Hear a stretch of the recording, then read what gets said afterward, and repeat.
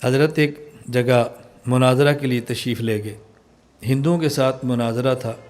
حضرت مولانا نانوتوی فرمانے لگے تم میری بات کو سمجھے نہیں، میں چاہتا تھا کچھ بات تم بھی کر لو، اگر بات میں نے شروع کر دی وہ بات اول بھی ہوگی پھر آخر بھی ہوگی، میں چاہتا ہوں کچھ تم کہہ لو، تمہارے دل کی دل میں نہ رہ جائے۔ حضرت ایک جگہ مناظرہ کے لیے تشریف لے گئے، ہندوؤں کے ساتھ مناظرہ تھا، اللہ ایک ہے یا یہ 10 روپے کے خدا اور بھی ہیں اور کیا آپ نام رکھو گے؟ ایک ہی اللہ ہے جس کی کوئی قیمت نہیں ہے، یا 20 روپے کے خدا بازار سے بھی ملتے ہیں؟ یہ دنیا میں شرک ہو رہا ہے۔ جہاں جاتے ہیں چھوٹا سا خدا بناتے ہیں، سجدے ٹیک لیتے ہیں، پھر کتا آتا ہے اس پر پیشاب کرتا ہے، پھر ایک اور بنا لیتے ہیں۔ دیکھو کیسے عقل ماری گئی ہے۔ حضرت رحمۃ اللہ علیہ تشریف لے کے تو وہاں ہندو پنڈت تھے، حضرت نے فرمایا بات شروع کرو۔ انہوں نے کہا حضرت ہماری خواہش ہے کہ آپ پہلے بات فرما لیں، آپ بڑے آدمی ہیں، آپ پہلے فرما لیں۔ حضرت نے فرمایا کہ میں تو اس نبی کا امتی ہوں جو آخری ہے، میری باری بعد میں تم پہلے کر لو۔ انہوں نے کہا حضرت ہم آپ سے بحث تو نہیں کرتے، بس ہم آپ کو عزت دیتے ہیں، آپ پہلے کر لیں۔ فرماتے ہیں چلو کچھ پہلے کر لیتا ہوں، کچھ آخر میں کر لوں گا، میں اس نبی کا امتی ہوں جو اول بھی ہے آخر بھی ہے، کچھ تمہاری مان ہے۔ تو انہوں نے کہا بحث تو ہے ہی نہیں، ہم تو ویسے گزارش کر رہے ہیں۔ حضرت مولانا نانوتوی فرمانے لگے تم میری بات کو سمجھے نہیں، میں چاہتا تھا کچھ بات تم بھی کر لو، اگر بات میں نے شروع کر دی وہ بات اول بھی ہوگی پھر آخر بھی ہوگی، میں چاہتا ہوں کچھ تم کہہ لو، تمہارے دل کی دل میں نہ رہ جائے۔ انہوں نے کہا نہیں حضرت آپ شفقت فرمائیں۔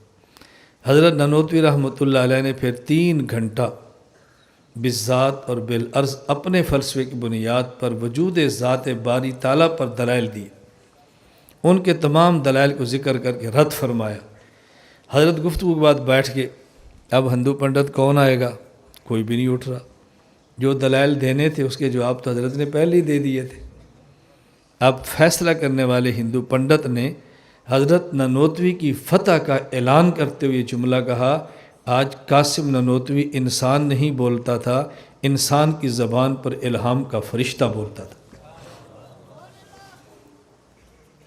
دنیا کو بتاؤ دیوبند کیا ہے، دنیا کو بتاؤ دیوبند کیا ہے، دنیا کو بتاؤ دارالعلوم دیوبند کیا ہے۔ نگاہیں نیچی نہ کرو، اپنی نگاہوں سے شرمندہ مت ہو، ہمیں دارالعلوم دیوبند پر اور ہمیں اپنی نسبت دیوبندی ہونے پر فخر ہے۔ حضرت نانوتوی بانی دارالعلوم دیوبند، حضرت اتر گئے اسٹیج سے، حضرت تشریف فرما ہے، ہندو پنڈت پھر گئے، دیکھو حملہ، پھر گئے۔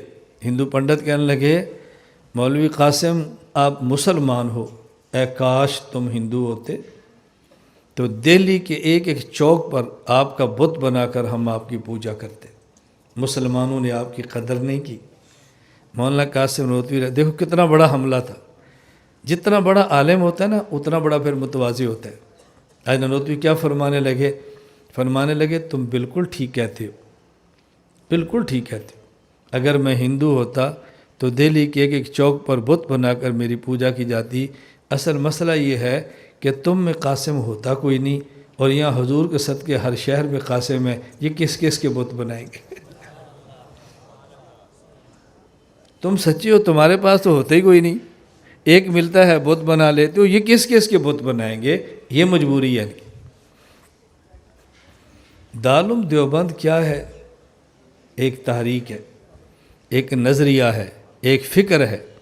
پوری دنیا کو دارالعلوم دیوبند نے عقائد، اعمال، اخلاق، تبلیغ، خانقاہ، سیاست، جہاد، ہر کچھ دیا ہے، سب کچھ دیا ہے۔ اس لیے ہمارا تعلق دارالعلوم دیوبند کے ساتھ ہے۔ ہم دائیں بائیں نہیں جاتے، نہ ہم کسی قسم کا اپنا ذہن بدلتے ہیں، فکر بدلتے ہیں، کمپرومائز کرتے ہیں۔ جو دارالعلوم دیوبند کے بارے میں شبہات ہے اس کو صاف کر دو بس۔